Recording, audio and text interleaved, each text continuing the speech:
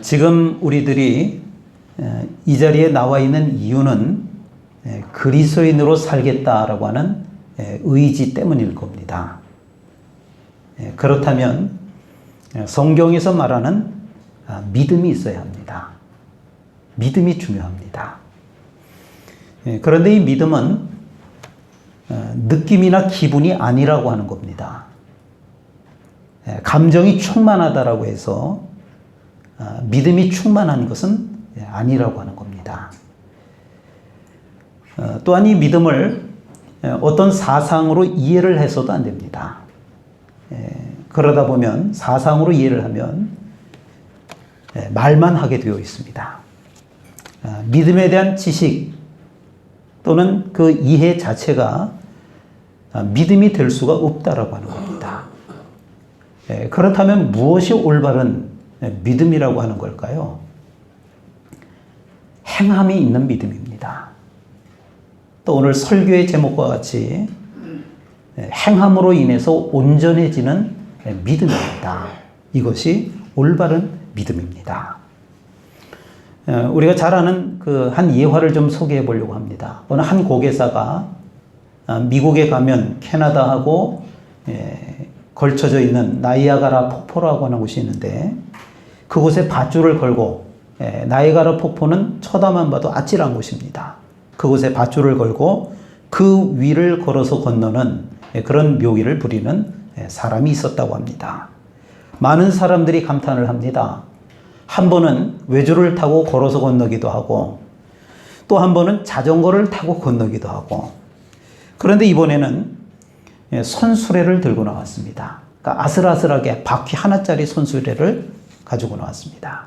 그러면서 모여있는 군중들에게 물었습니다. 여러분, 제가 이 손수레를 끌고 줄 위를 무사히 건널 것이라고 믿습니까? 네, 믿어요! 사람들이 막 열광을 하며 외쳤습니다. 그러자 그 고개사가 다시 묻습니다.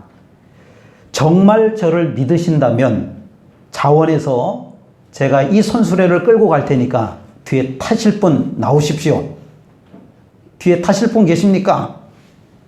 군중들은 갑자기 조용해지면서 아무도 손을 들지 않았다라고 합니다. 물론 그 사람들은 그 고개사가 여러 차례 그 경험이 있기 때문에 건널 줄로 믿습니다. 건널 줄로 압니다. 그러나 누구든지 나를 믿으니까 한번 타보십시오. 내가 태우고 건너가 보겠습니다. 안 나간다라고 하는 거예요. 많은 사람들은 입으로는 믿는다라고 말하지만 그 믿음을 행동으로 옮기지 못한다라고 하는 아마 거기에 쓰이는 예화가 아닐까 싶습니다. 진짜 믿음은 머리로 아는 것이 아닙니다. 나 자신을 온전히 맡길 수 있는 믿음이 동반되어야 그것이 진정한 믿음이라고 할 수 있습니다. 그래서 믿음은 말이 아닙니다. 행동으로 드러나는 것입니다. 행함이 없는 믿음은 나 자신을 성장시킬 수가 없습니다. 어느 부자 교인이 건성건성으로 교회 생활을 합니다. 그러던 어느 날 심장이 마구 조여오는 아주 극심한 고통이 밀려오기 시작했습니다. 급히 병원 응급실에 가서 여러 가지 검사를 받고 그리고 검사를 기다리면서 입원을 하고 있었습니다. 목사님이 신방을 갔습니다. 때마침 담당 의사가 회진을 합니다. 눈꺼풀을 뒤집어 보고 청진기를 가슴에 대고 등을 두들겨 보기도 하고 배를 꾹꾹 눌러보기도 합니다. 그러더니 갑자기 간호사를 향해서 말합니다. 간호사, 빨리 가서 장의사 불러와. 장의사를 불러와. 부자 의원이 깜짝 놀랐습니다. 아, 내 삶에 얼마 남지 않았구나. 직감적으로 알 수가 있었습니다. 회진이 끝난 후에 목사님께 말을 했습니다. 목사님, 제가 죽기 전에 교회 헌금이라도 좀 하겠습니다. 그러면서 헌금 약정서를 씁니다. 액수는 무려 1억 원을 씁니다. 1억 약정서 썼습니다.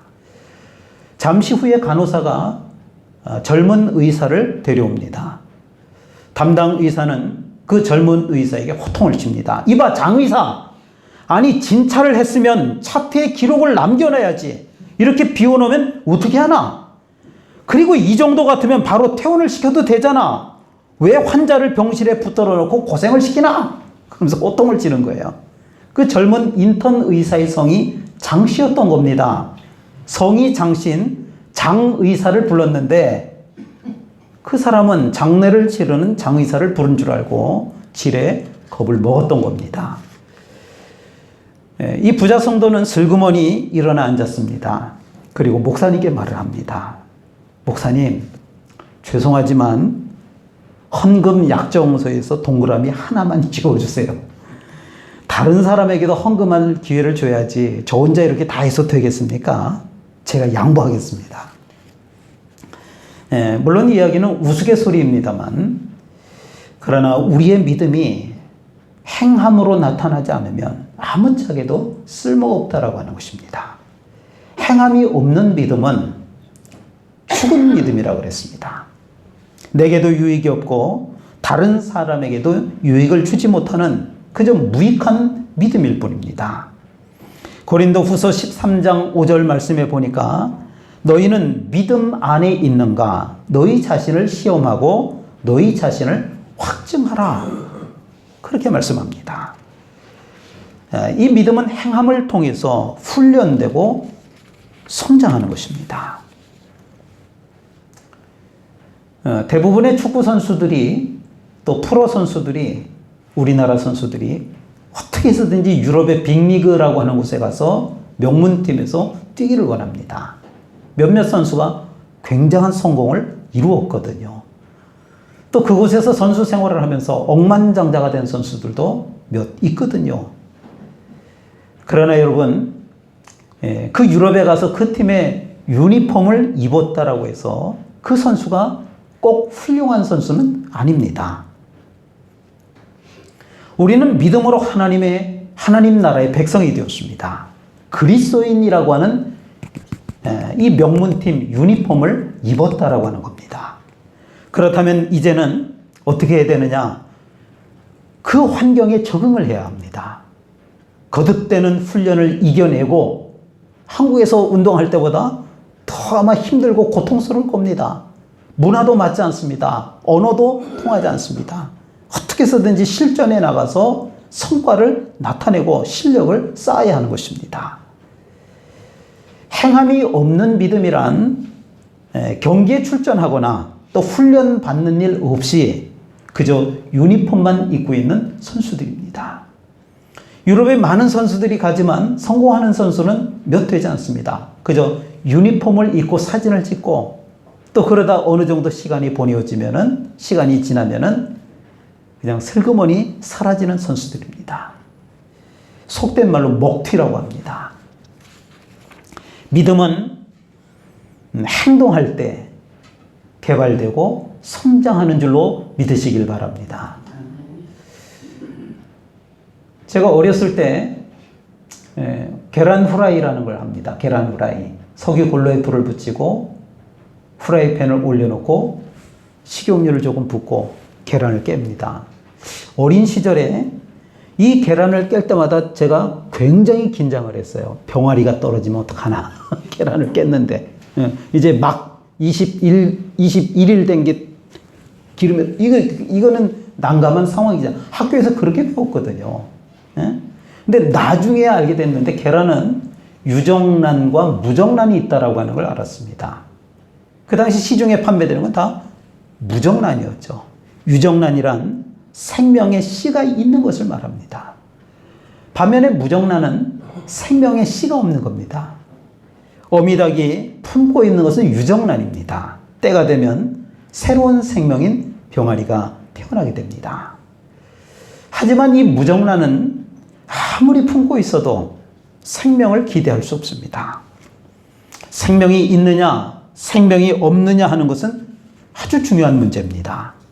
새 생명은 태어나는 순간 울음을 터뜨리고 막 발버둥치고 움직이기 시작합니다. 그러나 사산이 된 아이는 똑같이 눈과 코와 입과 그리고 손과 발이 있어도 울음이 없습니다. 움직임이 없습니다. 모양은 있지만 생명력이 없는 것입니다. 우리 기독교는 말로 하는 철학이 아닙니다. 복을 비는 기복 종교가 아닙니다. 우리 안에 예수 그리스도, 바로 생명의 씨가, 예수 그리스도라고 하는 생명의 씨가 있는 것입니다. 이 생명은 역동적으로 움직임을 갖습니다. 그것이 기독교입니다. 내 안에 생명의 씨하신 예수님이 계시면 움직임이 있을 수밖에 없는 것입니다. 가만히 있을 수가 없는 겁니다. 하나님의 말씀과 일치된 삶을 살게 되는 것입니다. 다시 한번 우리 자신을 점검해 볼 수 있기를 바랍니다. 내 안에 주님이, 그리고 주님 안에 내가, 그러니까 내 안에 주님이 계신지를 살펴보시길 바랍니다. 이것이 분명하지 않으면 나 자신만 괴로워질 뿐만 아니라 다른 사람들에게 하나님을 믿는다라고 하는 것이 무의미하게, 우리 안에 생명이 없으면요, 다른 사람이 우리를 볼 때 무의미하게 보인다라고 하는 것입니다. 나 때문에 하나님의 영광이 가리워지는 것은 아닌지, 나 때문에 생명의 복음이 가리워지는 것은 아닌지 우리 자신을 돌아볼 수 있기를 바랍니다. 그리스도인이라고 하면서도 그리스도인으로서 합당한 행동을 하지 못하는 것은 그 마음속에 살아있는 믿음, 산 믿음이 없기 때문인 것입니다. 그런 믿음을 우리는 죽은 믿음이라고 합니다. 산 믿음은 행위를 낳지만 죽은 믿음은 행위를 낳지 못합니다. 산 믿음이란 예수님이 내 안에 계신 믿음입니다. 예수님이 내 안에 계시다라고 하는 것은 내 안에 새 생명이 있다라고 하는 것입니다.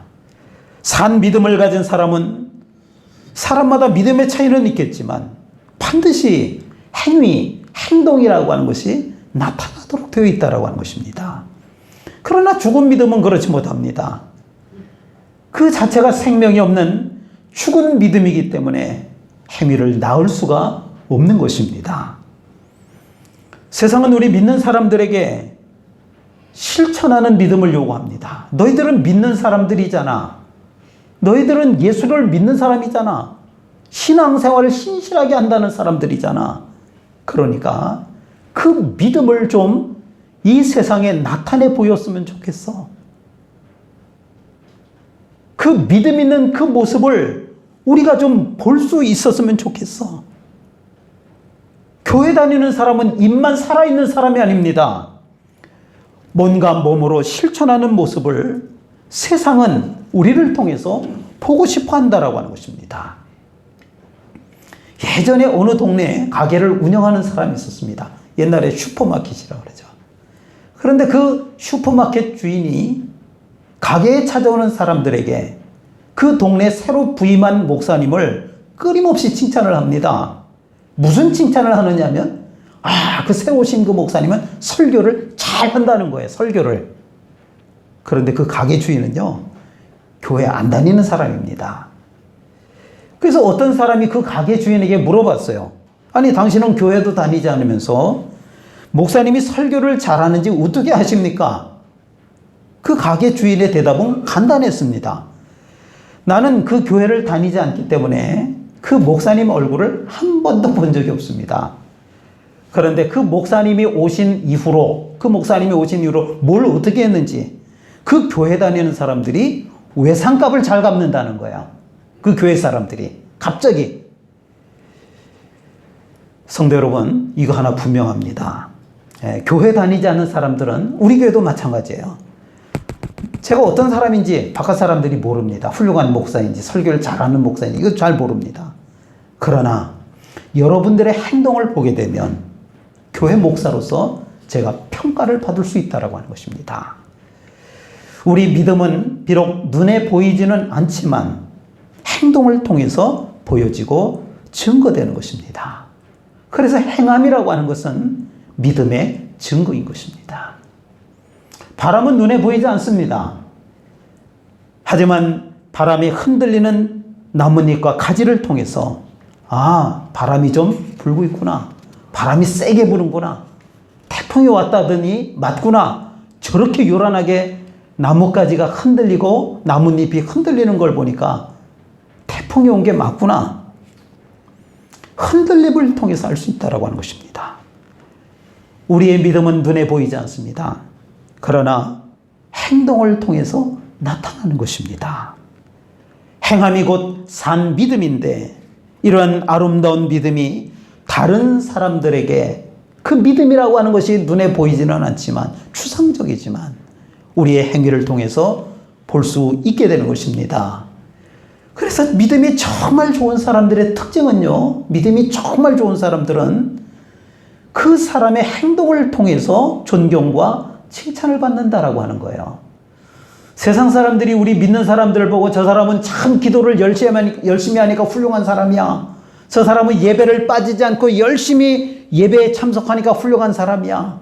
이렇게 보지 않습니다. 우리의 착한 행실을 보고 우리의 행위를 보고 저 사람은 참 대단한 믿음이야. 그렇게 본다라고 하는 것입니다. 우리의 신앙생활을 통해서 믿음의 증거를 나타내야 할 줄로 믿습니다. 우리가 올바른 믿음을 가지면 그 믿음을 통해서 먼저는 삶이 변화되어야 합니다. 삶만 변화되는 것이 아니라 인격이 성숙해집니다. 삶의 목표가 달라지고 가치와 이념이 달라지는 것입니다. 삶의 태도가 달라지고 말과 행동이 변화되는 것입니다. 새로운 인격자로 변화되어서 성장하게 되는 것입니다. 말뿐인 믿음은 아무런 소용이 없습니다. 의미가 없습니다. 어떤 집사님이 천국에 가게 되었습니다. 요한계시록 21장에 기록되어 있는 말씀처럼 그 천국의 성곽이 너무나도 아름다웠습니다. 각종 보석으로 꾸며져 있습니다. 천국문은 엄청 컸는데 그 문 전체가 하나의 진주로 되어 있었습니다. 그런데 그 천국문이 굳게 닫혀져 있는 겁니다. 천국문을 힘껏 두드렸습니다. 그러자 문이 열리면서 사도 베드로가 나타났습니다. 집사님이 너무나 반가운 마음에 인사를 합니다. 베드로님 안녕하세요. 아무개 교회에 다니는 아무개 집사입니다. 제가 천국에 들어가고 싶은데 저를 좀 허락해 주세요. 그러자 베드로가 이렇게 말합니다. 잘 오셨습니다. 그런데 천국에 들어오려면 믿음의 증표가 있어야 되는데 믿음의 증표를 가지고 오셨습니까?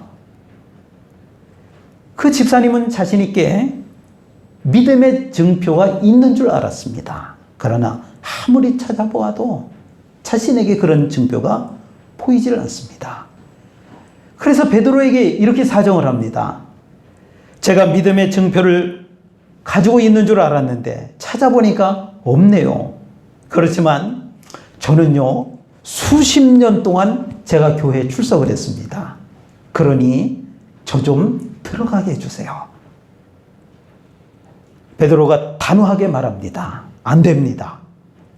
아니, 믿음도 없이, 제대로 된 믿음도 없이 수십 년이 아니라 수백 년 동안 교회 마당을 밟고 다녔다고 해서 그게 무슨 의미가 있습니까? 그렇게 해서는 들어갈 수 없습니다. 돌아가십시오. 베드로는, 그 집사님은 베드로에게 애원을 합니다. 아니에요. 제가 그냥 교회만 간 것이 아니고 직분도 가지고 수십 년간 봉사도 했어요. 그러니 저를 좀 들어가게 해주세요. 그 소리를 듣고 베드로가 큰 소리로 말했습니다. 뭐라고요? 믿음도 없이 그 직분 노릇을 수십 년 했다고요? 이 양반 이거 교회에서 꽤나 말썽을 피웠겠구만. 당신 같은 사람은 더더욱 천국에 들어갈 수 없습니다. 그러면서 천국문을 쾅 닫아버렸다고 합니다. 쾅 하는 소리에 놀라서 깨어보니 꿈이었습니다. 얼마나 놀랐을까요? 그 다음부터 그 집사님이 달라졌다라고 합니다. 구원은 오직 믿음으로 받습니다. 맞습니다. 믿음으로 받습니다. 행함으로 되는 것이 아닙니다. 그러나 이제는 구원을 받았다라고 하면 중요한 것은 구원받은 사람답게, 직분자답게 착한 행실이 나타나야 한다라고 하는 것입니다. 그래서 그 착한 행실을 가지고 하나님께 영광을 돌리라고 하는 것입니다. 행함으로 구원을 받지는 않지만 그 행함을 위해서 우리에게 구원이 임한 줄로 깨달으시길 바랍니다. 오늘 보면 야고보서 2장은 믿음을 가진 성도들의 실천하는 삶에 대한 그런 말씀인데, 결론적인 말씀이 오늘 본문 2장 17절입니다. 우리 이 말씀을 한 목소리로 읽어보겠습니다. 야고보서 2장 17절입니다. 시작. 이와 같이 행함이 없는 믿음은 그 자체가 죽은 것이라. 아멘. 행함이 없는 믿음은 그 자체가 죽은 것이라. 믿음은 아주 중요합니다. 예수 그리스도 안에서 새로운 피조물이 된 사람은 누구나 믿음으로 구원을 받는다라고 하는 것입니다. 그리고 구원받은 성도의 삶은 그 자체가 사실은 믿음의 삶이어야 합니다.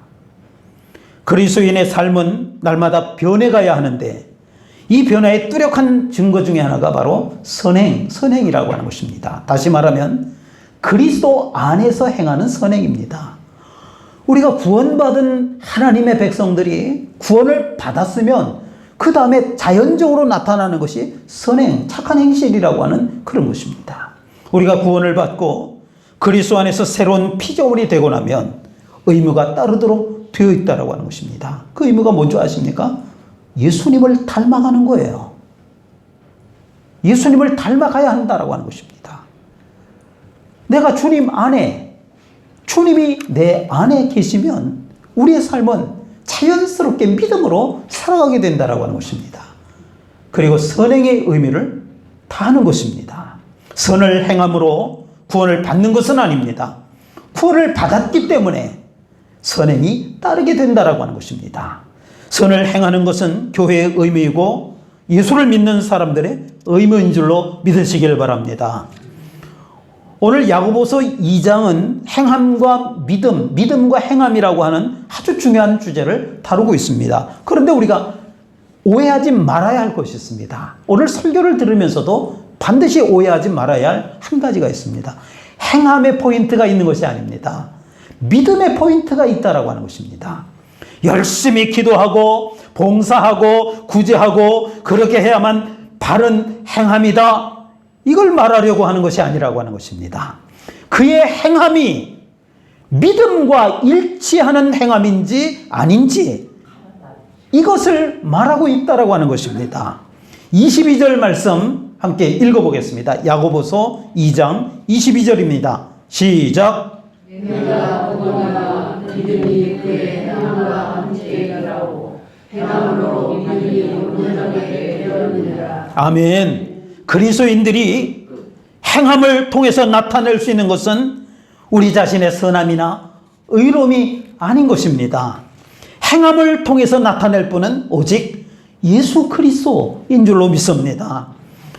우리의 행함의 목적이 우리 자신의 의를 드러내기 위함이 아닙니다. 그리스도께서 보여주신 섬김의 삶, 그 자체여야 한다라고 하는 것입니다. 이것이 바로 행함이 있는 믿음입니다. 그 행함으로 우리의 믿음이 온전해지는 줄로 믿습니다.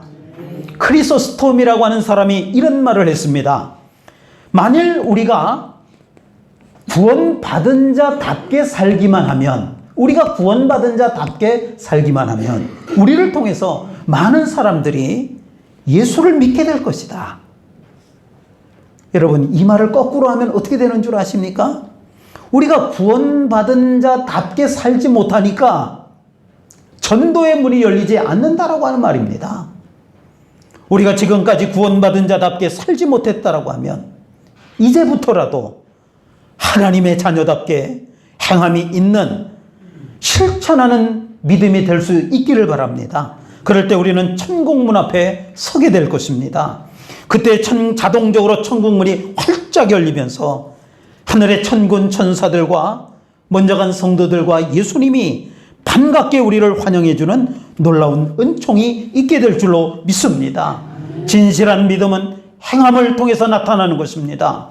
믿음과 행함은 그래서 하나인 것입니다. 믿음이 있으면 행함으로 나타나는 것입니다. 이러한 믿음을 소유하시기를 주의 이름으로 축원을 드립니다.